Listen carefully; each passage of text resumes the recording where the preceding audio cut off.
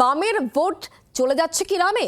শিলিগুড়ি প্রাক্তন মেয়র অশোক ভট্টাচার্য তার মন্তব্যে নিয়ে এই মুহূর্তে কিন্তু জল্পনা শোরগোল শুরু হয়ে গিয়েছে রাজ্য রাজনীতিতে। তৃণমূলকে হারাতে বিজেপিকে একটাও ভোট দিলে চলবে না, বিজেপিকে একটাও ভোট নয়, ভোট দিতে হবে বামপন্থীদেরই। গত 3টি নির্বাচনে বামের ভোট রামে গিয়েছে বলে মন্তব্য করেছেন অশোক ভট্টাচার্য।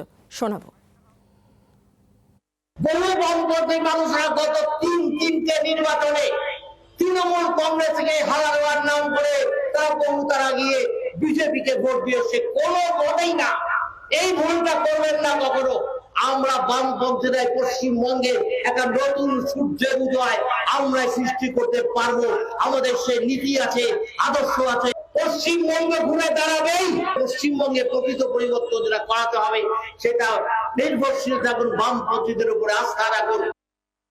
নারায়ণের সঙ্গে কথা বলে বিষয় আরো জানবো। নারায়ণ, তাহলে এবারে 2026 বিধানসভা নির্বাচনে বামের ভোট যাতে বামের মধ্যেই থাকে, যাতে অন্য জায়গায় যাতে না চলে যায়, সেটা ইনট্যাক্ট যাতে থাকে, সেই বার্তাই দিচ্ছেন অশোক ভট্টাচার্য।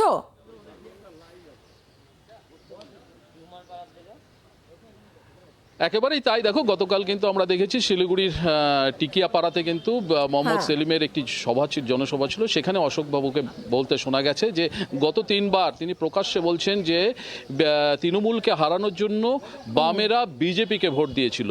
এবার যেন সেই ভুল না করে, অর্থাৎ এবার যেন সেই ভুল না করে ভোটটা যেন বামেদেরই দেয়, তার কারণ বামেরা আবার পুনরায় আসতে চলেছে। এই বলেই কিন্তু অশোক ভট্টাচার্যের বার্তা দেয়। আর ঠিক এই বিষয় এবং ভোট নিয়ে কিন্তু আমার পাশে বসে রয়েছে গৌতম দেব, তার সাথেও একটু কথা বলার চেষ্টা করি। গৌতম দা, গতকাল যেমন অশোক দাকে বলতে শোনা গেছে একটি জনসমক্ষে যে গত 3বার তৃণমূলকে হারানোর জন্য বিজেপিকে ভোট দিয়েছে বামেরা, এবার যেন সেটা না হয়, কি বলবেন?